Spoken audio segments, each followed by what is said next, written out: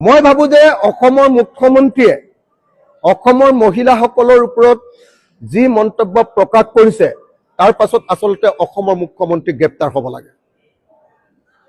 অসমৰ মুখ্যমন্ত্ৰীয়ে অসমৰ সমগ্ৰ মহিলা সমাজক অপমান কৰিছে আৰু সেইকাৰণে কংগ্ৰেছ দলক বিশেষভাৱে মই আহ্বান জনাইছো যে অসমৰ মুখ্যমন্ত্ৰীৰ ওপৰত তেওঁলোকে নিৰ্বাচন আয়োগৰ ওচৰত তেওঁ কোনোদিন যাতে ইলেকশ্যন খেলিব নোৱাৰে তাৰ কাৰণে আবেদন কৰিব লাগে, দাবী জনাব লাগে আৰু লগতে অনতি বিলম্বে থানাত গোচৰ দিয়াৰ পাছত কোৰ্টত অসমৰ মুখ্যমন্ত্ৰীৰ বিৰুদ্ধে গোচৰ দি অসমৰ মুখ্যমন্ত্ৰীৰ পদ খাৰিজ কৰিবৰ কাৰণে কংগ্ৰেছে আগভাগ ল'ব লাগে।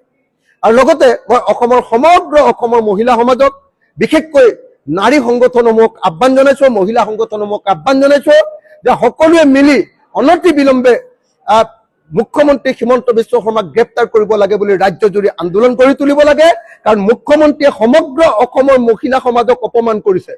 মুখ্যমন্ত্ৰীয়ে সমগ্ৰ অসমৰ মহিলা সমাজে কংগ্ৰেছৰ দিনত মানে কি কয় কংগ্ৰেছৰ কোনোবা মানুহৰ লগত সতীত্ব বিক্ৰী কৰি সেই চাকৰি পাইছে বুলি ঘোষণা কৰিছে। গতিকে তেনেকুৱা এজন মুখ্যমন্ত্ৰী হৈ থকাৰ অধিকাৰ নাই। মুখ্যমন্ত্ৰীয়ে পদত্যাগ কৰিব লাগে, নহলে অসমৰ মুখ্যমন্ত্ৰী হিমন্ত বিশ্ব শৰ্মাক গ্ৰেপ্তাৰ কৰাৰ ব্যৱস্থা কৰিব লাগে।